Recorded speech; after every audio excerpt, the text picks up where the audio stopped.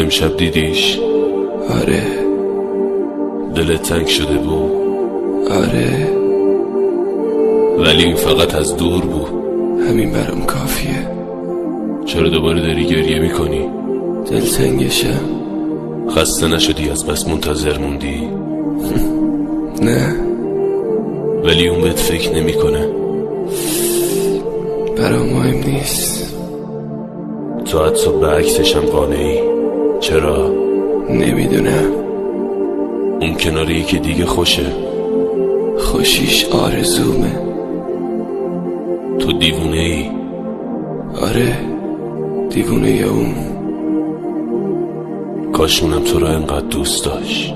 ای کاش.